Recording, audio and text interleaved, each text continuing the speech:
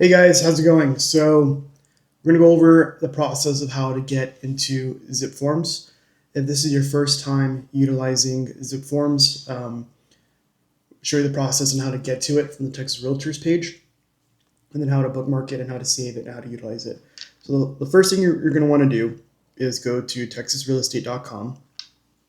Here you will log in, do your credentials. You also have your ZipForms right here. So you're going to click on that, log in, and utilize your National Association of Realtors login information, which is very easy. You click on this blue button, set it on in. Now, if you forget your information, you go ahead and put forget username or password, and it'll help you prompt a new one. Once you do so, you'll be brought into ZipForms. Now, I highly recommend bookmarking this because this one has already been taken care of and added into your Texas Realtors account. So once we're in, we'll go ahead and put in our information. Now it should be set up with the same information you utilized with your Texas Realtors. If for whatever reason it doesn't, and you know that the email is at least correct, utilize the forgot password, and it will help you generate a new password. And you can go ahead and log in and just remember your credentials, save your credentials, keep everything ready. So as you can see, I've utilized this pretty frequently now. So I'm going to show you the process on how to handle a new transaction. So first things first, we're going to go ahead and click new. Now let's say this is a new listing, right? Congratulations, you just got a new listing. How do we go ahead and take care of the documentation for it? So we're going to go ahead and click new listing. And here we'll go ahead and we'll put the client's name.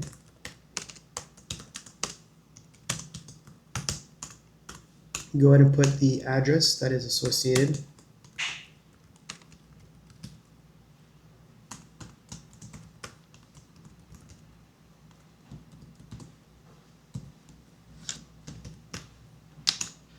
And then the type. So if it's residential, right, multifamily, condominium, commercial, vacant land, so on and so forth. It just helps you keep things organized. So for this case, we'll go ahead and use residential.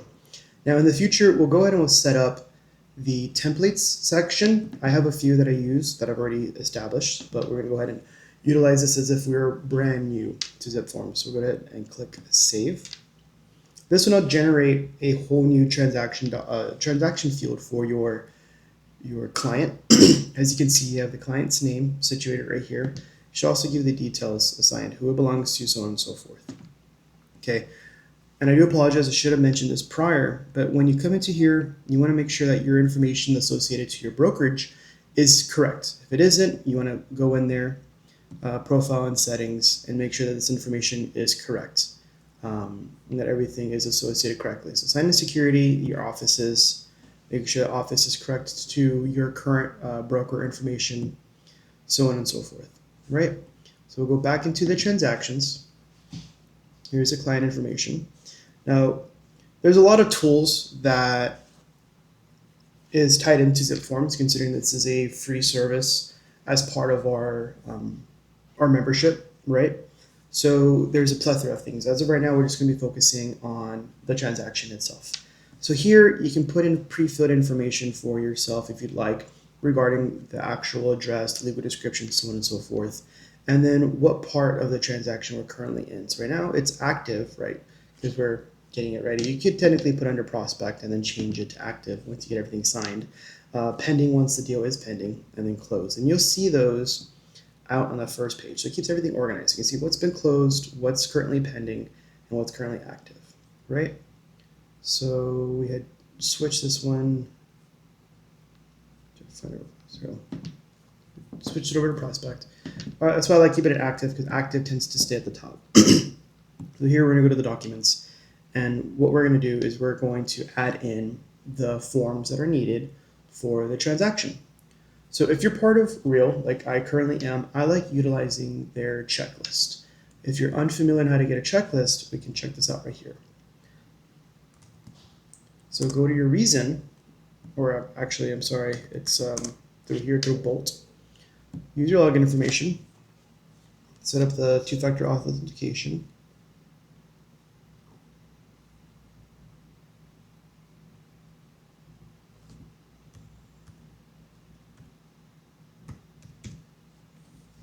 Okay.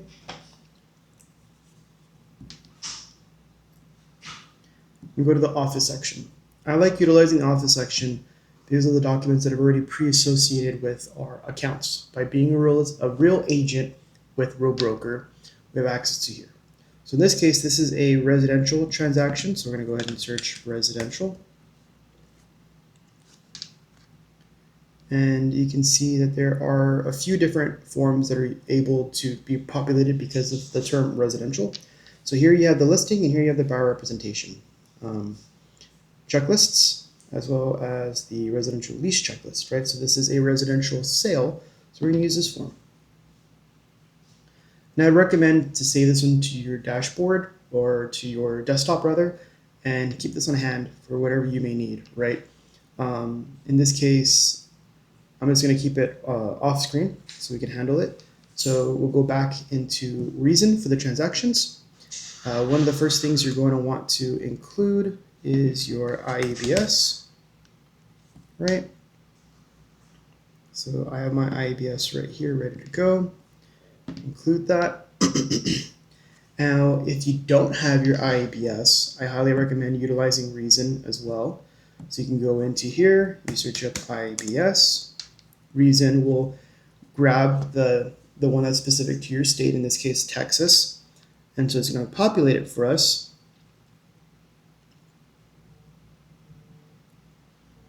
Cool.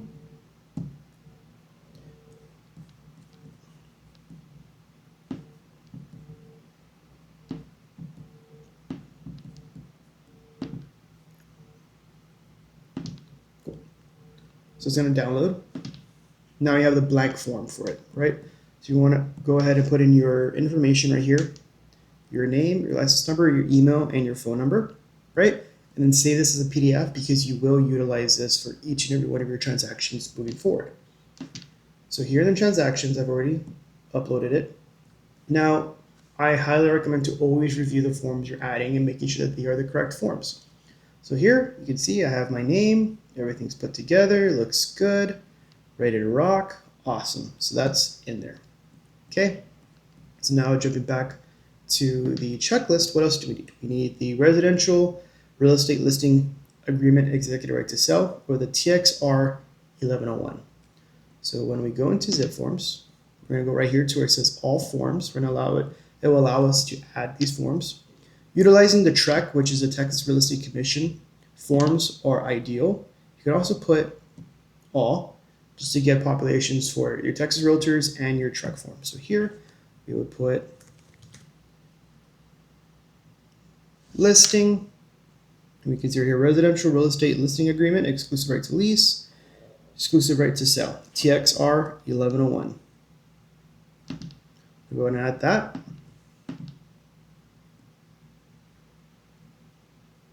And here is the listing agreement. Unfilled as of right now, right? So go back. Let's see what else we need. Tax record, highly recommended. Not mandatory, but recommended. Seller's disclosure notice, right? So seller's disclosure will be utilized for the seller to disclose all that they are aware of for the property. So in this case, what we're going to want to do is go back into here and put disclosure, seller's disclosure. There it is. And it already populates with the address, which is neat. Now, this one won't allow us to freely fill it out because this needs to be filled out by the seller. So when you send it as part of your package, they'll fill it out. So we also need a CMA, right, which we'll take care of on another video. Wire fraud, highly recommend the wire fraud. It's required.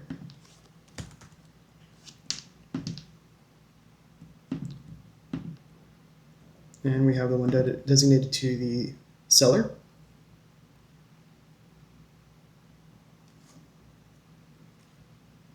In the meantime, we also need the, for us, because we are real agents, Real has a specific disclosure that we utilize, which is the Real Affiliated Business Arrangement, or the Real ABAD.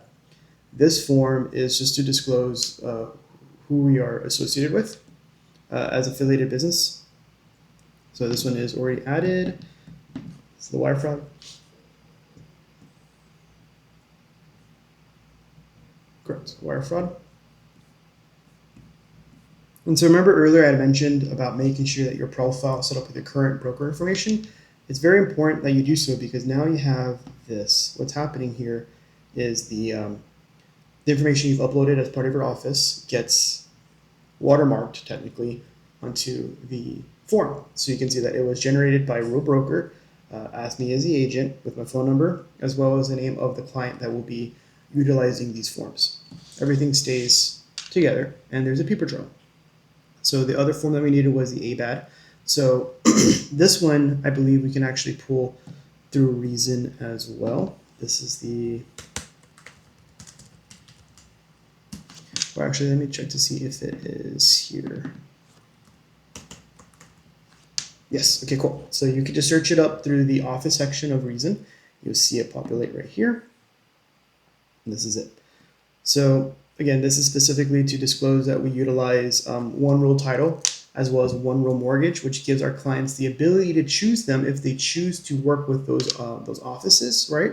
But we just need to disclose that there's a form of compensation that is given to real and the real agents, right? So when we go ahead and move into the transaction, you're going to want to incorporate that. So I already have that set up as part of my row folder, and I recommend getting a row folder and keeping your files in there. So here I have the master ADA, and I also like utilizing the customer choice and referral fee disclosure.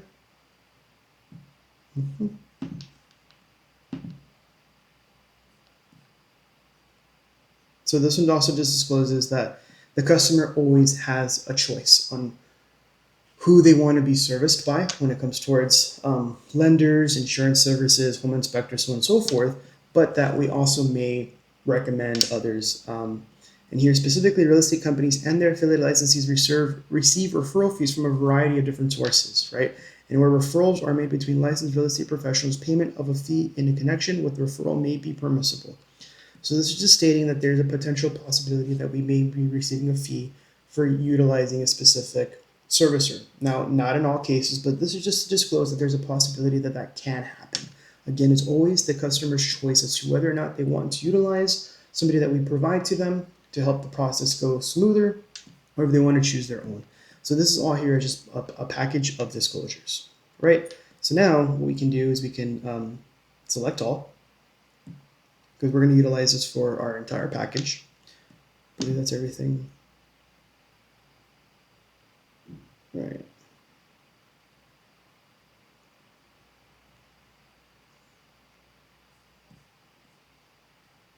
Okay, cool. Now here's a form of special addendums and special forms that could be utilized depending on the transaction you have, right? So information about special flood hazard areas, depending if the location is in a flood hazard. Compensation agreement between brokers. So this is how brokers pay the other brokers. Residential real property affidavit declaration. Can't recall that from the top of my head. We'll check in on this. Info about special flood hazard. Info about on-site sewer facilities, right? So this is letting us know that there may be a a septic tank placed on the property, so we need to disclose that. Information about property insurance, addendum for reservation of oil, gas, and other minerals. This is if we're doing large lots. There's potential for mineral rights and oil and whatnot. So we just want to disclose if that stays with the property to the next buyer, or if that's being retained by the seller, if that seller themselves have the right.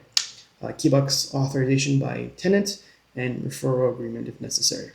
And then there's also these other, depending if we have an amendment to the listing, condominium addendum, addendum containing notice of obligation to pay improvement district, seller's authorization to disclose and advertise certain information. This one's good if your seller is giving you right to disclose specific information that's not normally given based off of the other documentation. Also, addendum for seller disclosure of information of lead-based paint. This is required for any property that is built before 1978. Very big. Notice to purchaser of real property in water district. If you're in a specific water district that needs disclosure, this is a good form to utilize as well. But most times you will be using these as your primary to move on for your listing, right? So we're going to go into here. This is everything that we need. Now, don't feel overwhelmed at the package of documentation that is necessary at this point. This just protects the client, right? It's protecting you as the agent as well as the broker, and it's just giving as much transparency, right, as one can with these forms, as well as giving the opportunity to explain what these forms are to your client, giving them time to review before they sign, and being available to help them understand, right? So you want to go ahead and open in Form Editor. Now this gives you your list of documents, and I like to kind of organize them depending on what they are. So I'll put the IABS first, then the ABA, and then the Consumer Choice Referral Fee, and the wire fraud. So I like to put the disclosures first that we will require.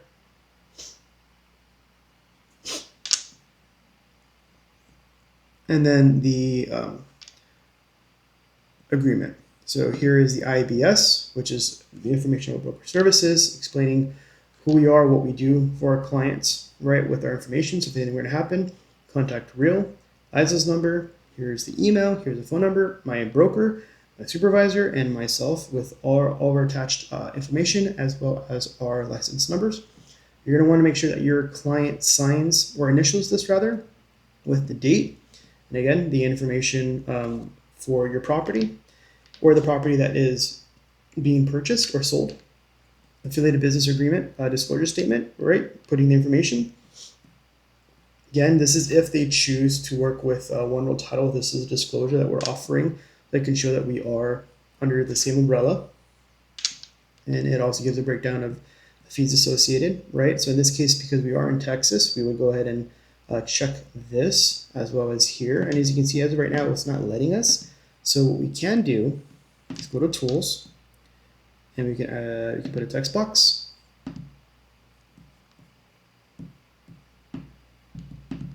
With an X. And then you can duplicate that. Put it there. We're set. And have them sign right here. This is the exhibit, which is just an extension of the information from above, showcasing fees according to the states.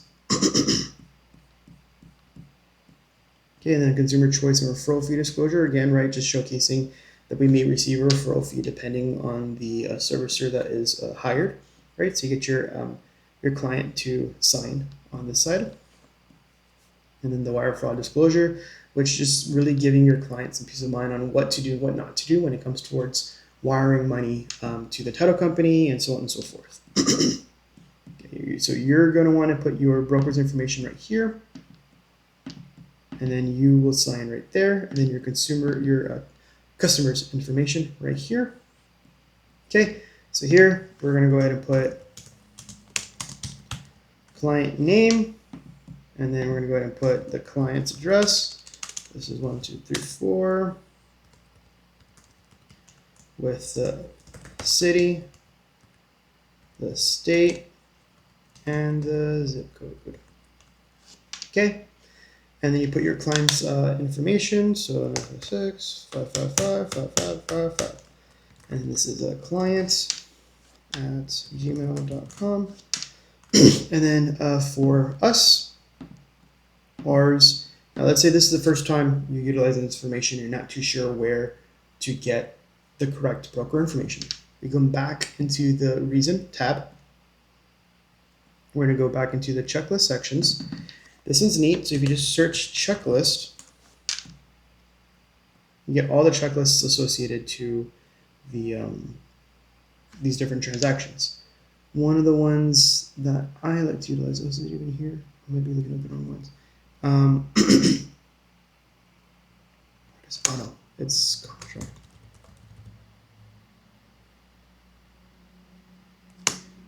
Okay, I'm trying to remember exactly what it's called. I apologize. I have it saved here.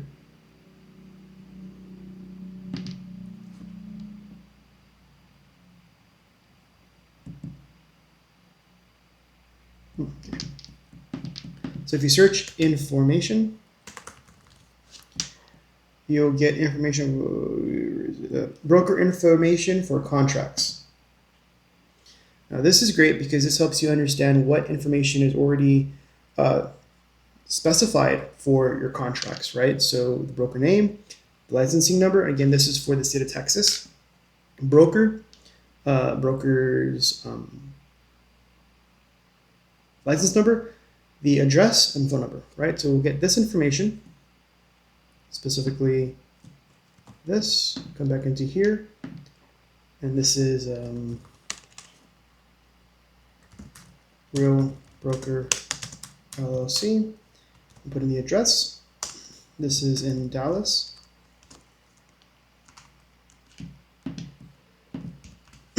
Which is in Texas, and I believe it's 75204. Oops. Yeah, 75204. Perfect. Okay, cool. And then here I normally put my information and my email.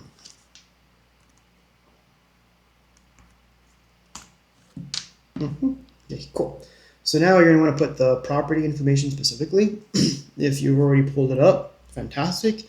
If you haven't, I highly recommend utilizing one of two sources. So there is Fluid Pro. If you're part of Fluid Pro for being a real agent, you have the opportunity to do so, and you can search up any address in the space, or you can utilize NAR RPR, which is part of the National Association of Realtors. Now, all of this one specifically should be set up utilizing your MLS as well as your NAR information, and again, making sure that it is connected to your current broker. And in Fluid Pro, it's part of One Real Title as being a real agent, where you have the ability of utilizing this resource for free as well as part of our association with Real. So you're going to want to go ahead and get that information that's necessary. So the lot, the block number, the subdivision. So this is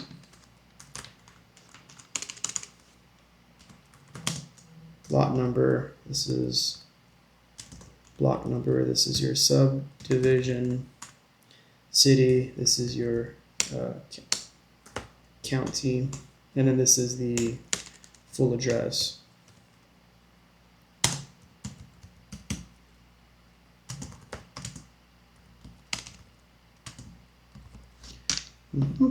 And sometimes this address is the same as this address, sometimes it's not. Sometimes you have a client who is selling a property that they don't live in, right? And utilizing the resources like NAR, RPR, and Fluid Pro will essentially give you an understanding of the ownership as well. So you want to confirm that the person you're speaking to is the person who is actually listing the property, or at least given the right to sell, right?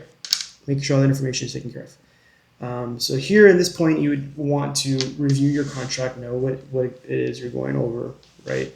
So in this case, if the property is being sold with everything, there's nothing that is being retained by the seller, you can go ahead and just leave it blank. I like to do NA. Or if there's anything specific that the client is looking to keep, whether it's art or property that's associated with the subject property itself, anything personal that they want to keep, make sure it's disclosed in there, right? And we want to disclose whether or not it is subject to mandatory membership, which is like an HOA. So you just pick whichever it is. And you go ahead and you put in your listing price, right? So this is a listing price. Now, probably wondering how to get a listing price, right? So we'll utilize NAR RPR to get a CMA. So when you do your CMA, and you've already discussed that with the client, you go ahead and list it right there. Make sure this is all set, right? Okay, here you're there. And then you put the term. So today is June 23rd. Me personally, I like to do a 1-year listing agreement. Not saying that it's going to take a year to sell, but in the off chance that it does, I tell my clients that, hey, I'm working and I'm being available to you for at least up to a year to help you facilitate the sale of your property, right? And different things happen. You know, there's just life happens. And sometimes there's issues that are beyond our control as to why the property can't sell. And this gives you that allocated time saying, hey, I'm willing to be hired by you to work for this year. Now, this is where you go ahead and disclose compensation.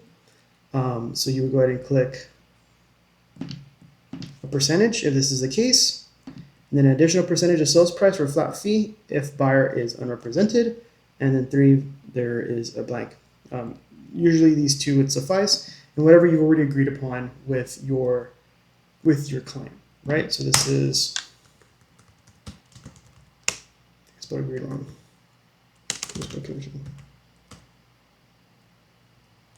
Or now I guess we're using the term compensation. Cool. And then it's one or the other, it's not 2. So in this case, you put NA here. Now, if you're wondering how to get that green tab, just press spacebar on it, and it gives it to you.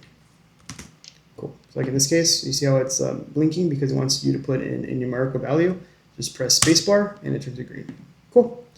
Okay, cool. And then so here, this is authorization to disclose sellers paying buyers' expenses. So if you already discussed that with your client, like, hey, would you be willing to assist the buyer in any form of expense that may arise? You can go ahead and put that they're already willing for you to authorize to disclose that in the future.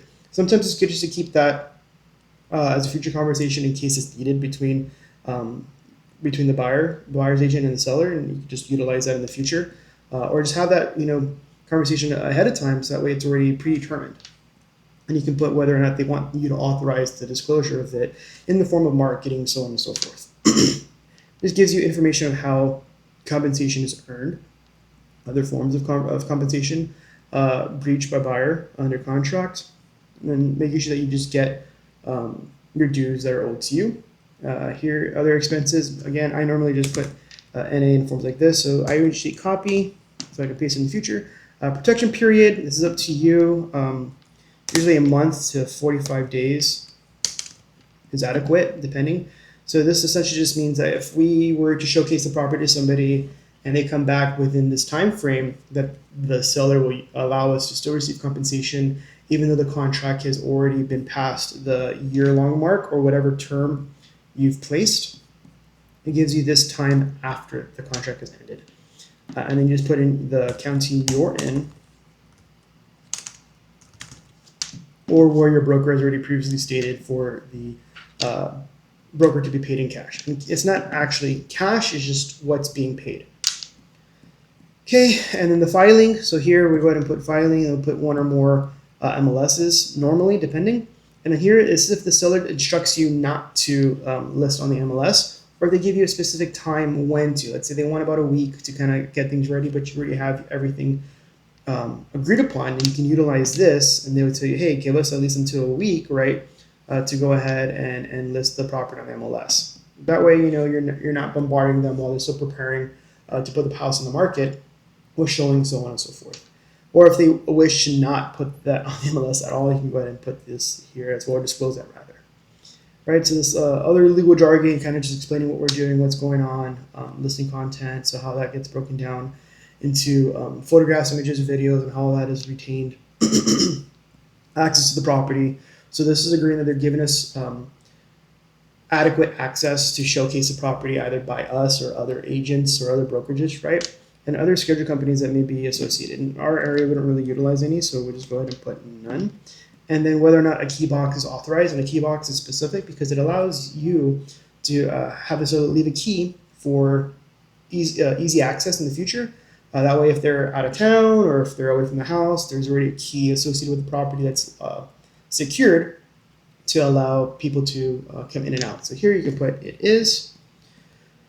And then intermediary, this is a whole other discussion. Normally intermediary, it just allows for buyers to be able to see, buyers that you represent being able to see the same listings that you represent under the brokerage umbrella, right? And also explaining how that is taking into consideration the representation of that as well, right? So there's always going to be an appointed realtor or agent when working with real, because we don't do intermediary without appointments. We allow everybody to be represented fairly and properly to where there's representation for advice and opinions on both sides. Or you can go ahead and just put no intermediary at all. So seller agrees that the broker not show the property to prospective buyers who the broker also represents. So broker A, yourself, works with real, and broker B works with Real, but they're working with the buyer, this would prevent that buyer from being able to see this property because it's under the same umbrella, which doesn't really help the client, but it's there as a disclosure just in case they choose to do so. Okay, and then authority in regards towards listing, right? So here, seller does not want this listing to be displayed on the internet, or seller does not want the address of the property displayed on the internet. Now, this is just privacy. It's completely their right if they choose to do so, but it usually helps facilitating the location, right, and the ability for them to know that this property is being marketed online. Okay, and then depending on the form of property, the condition of the property, different finances may be available, but in most cases, you'd work with these, right? Or Veterans Land Program for with land, so on and so forth, and owner financing if they choose to utilize owner financing. Okay. So you also want to confirm whether or not they're delinquent on any loans or if there's any liens or anything on the property. Confirm with them if there are none, either none or NA. Seller's not aware of any liens or encumbrances on the property except. You also want to make sure they disclose this to you if there are any. So I always misspell this word.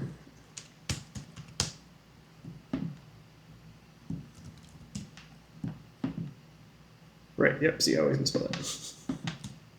Okay, cool. And then any relocation company or entity that provides benefit to the seller. So the seller is utilizing a relocation company or a mover that's associated. You can disclose this as well. In our area, it's not too common, so I normally leave NA. And also you want to disclose whether or not the property is in a public improvement district or if it's in a municipal utility district, which is a PID or a MUD. And normally that information can be obtained through the county records, and 9 out of 10 times NA in our area. But you always want to confirm. So you will want to touch base with the county to confirm that as well. And then this is seller's additional promises, just stating that we're going to do our job. We also expect for the seller to do their part of the deal, which is making it feasible and easier for us to help them sell the property, because at the end of the day, that's the main goal. The main goal is to get them the highest and best on their property as quick as possible, utilizing these contracts, right? Our abilities, our marketing skills, our analytical skills to move forward. And then this is specifically just requesting, hey, we're doing our part. We ask for you to do your part as well. And this just keeps everything in line, right? And just responsibilities, special provisions, if there's any specific special provisions. A lot of the times you don't need to add anything in there, so just go ahead and leave an A. Those are specific things. It's rare, but just in case. And so then here's all the documentation that is associated, like we used earlier. So information about broker services, seller's disclosure. Then you would utilize this one if the property was built before 1978. Residential real property declaration affidavit related to existing survey. We're going to need that one for this time. MUD if it was in the district. PID if it was in the district. HOA. So if there was, this property was an HOA, you'd utilize that. Request for mortgage information just to check if they have a payoff. Information of mineral clauses and contracts forms, right? Again, regarding mineral rights. This one is if they had a septic. Information about property insurance for buyer or seller. Information about special flood hazard areas. Condominium indemnity listing, key box observation by tenant. So you would utilize this one if there was currently a tenant on the property. Seller's authorization to disclose and advertise certain information. So disclosure about groundwater, surface water rights. So those any water rights in the area, utilize that one. And then Q if you have any additional. So like here, technically we could also be putting the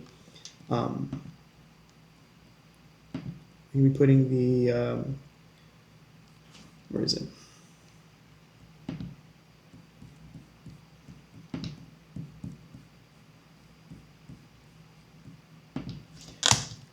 Consumer choice and the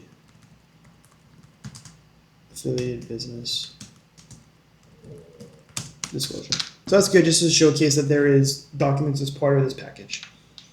All right, so going and so forth. So this one's important. You want to make sure to see if your seller is or is not a U.S. citizen, you would check that they are if they are, or not if they aren't. The reason why I want to disclose that is because there's specific taxation associated with those who are foreign nationals.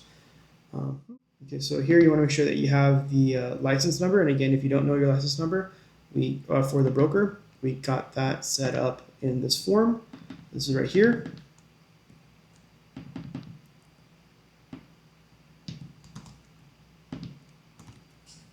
Okay, broker's associate, because you're going to be signing on behalf of the broker. This is where you put your name, your number, or your license.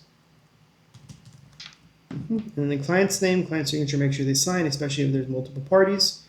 And you would have them utilize this form for the disclosure on their property, disclose as much as they can. And if they are aware, if they are aware, disclose that they are. If they aren't, they can put no or unknown. But again, you as a realtor cannot fill this out for them. They need to fill it out to the best of their ability, to the best of their knowledge. And you just want to make sure that nothing is left unchecked or undisclosed. And you just go through the whole thing with them, have them sign, because this will also be signed by the buyer as a disclosure, like, hey, we are coming in good faith that we are aware of these issues with the property, or they're not issues with the property that gets disclosed.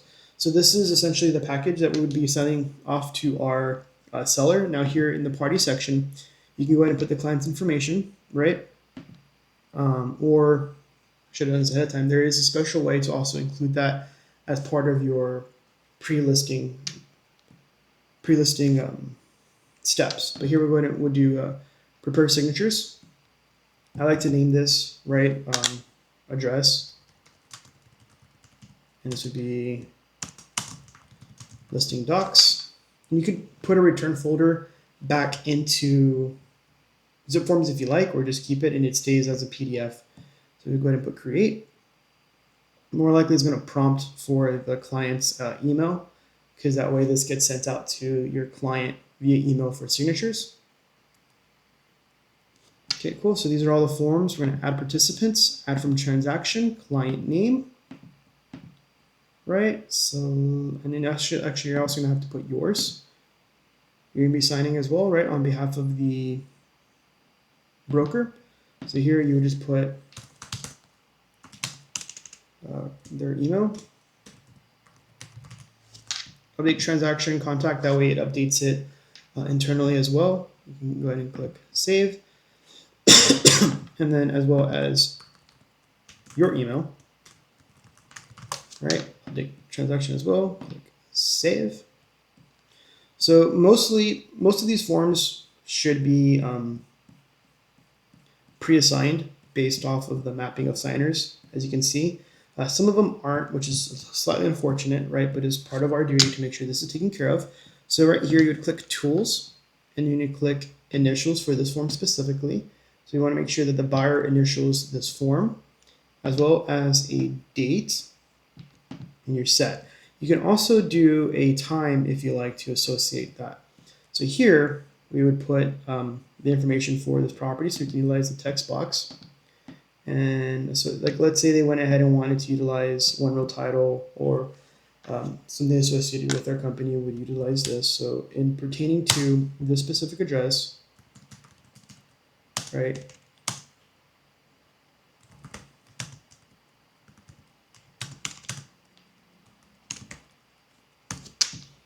and don't worry if it gets too short, you just extend it out. And you can also put a transparency. Sorry, the address goes here. This is the client's name. So you can also do this, the client's name, and you put your name, right? So if you've already put your information here, you can also do this. Full name gets populated. And then when they sign, you can do the auto date right there. Just make sure all that is situated properly, and then make sure that they sign. And I like to go a little extra and just put the name underneath just as precaution. And again, if you had two sellers, you can do the exact same with the other seller's information. Or actually, look, let me show you how to do that just in case. So let's go to signers. Let's say you want to add a new one. So you can go here, you can put client 2, you can put client 2 at email, and add to contact list, add to transaction, save,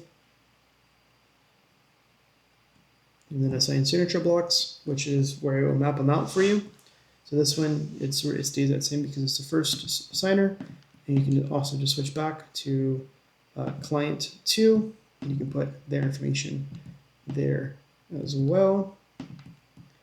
But also make sure you put both their names if there are 2 sellers on these disclosures, as well as the initials.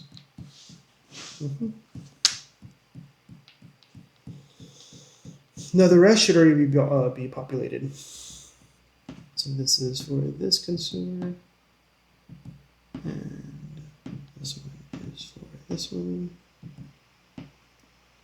And again, if you want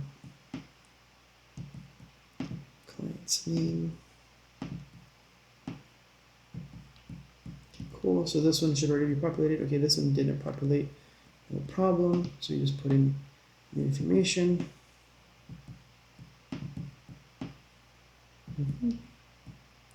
And then in this case, you would want to also make sure you put in the client's, the second client's name. And if you had it, and you could just update it very easily by just doing that.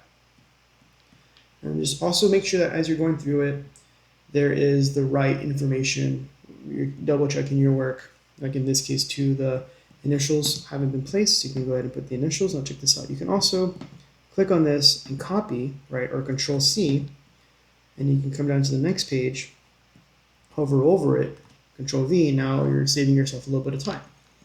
So move forward. And again, you just want to confirm the details of your transaction, or of your contract rather, as you're going through here. And if you miss anything, you can always go back. You can save this and go back and pre-fill your information, or utilize the text box. And you kind of want to keep your contracts as clean as possible. It just keeps everything nice and orderly. You can adjust if you need. Also click and drag to adjust the sizing. Okay. So like in this case, let's say I forgot to mark off which one. Checkbox it. Done. In this case, we need the seller's name. The signature set. This is where you will sign with a date, and you're ready to rock. And so as you can see now, it's color coded, meaning that client 1. So if you want to make sure that when you set up your clients, it's set up to the primary, right, versus the secondary, who's going to be handling the majority of the transaction on behalf of the other, so on and so forth. Because yellow is going to be the one that fills out all the information for the seller disclosure. 9 times out of 10, they're together with their partner discussing everything back and forth with each other, but one's going to fill it out, but they'll both sign. So you can see once everything is taken care of, and it's going to process them to go through everything. There's going to be the signature, and make sure that client 2 signs as well. Again, name, switch over, name. Again, okay, actually that one's already going to be populated. See, now you don't have to, but it's good just to have as there. Now it's ready. So what you would do next is that you would click next, and this will essentially send out the documentation for your new listing. So congratulations, you just got your first contract written and ready to send out. Now you want to inform your client, hey, contract is on its way or has been sent. Please check your email, maybe even your spam folder, just in case. Review the forms. If you have any questions, let me know. We can review them together prior to signing, and also let them know that they always have the right to have a lawyer review the forms prior to them signing. And you've essentially just created your first contract. Congratulations.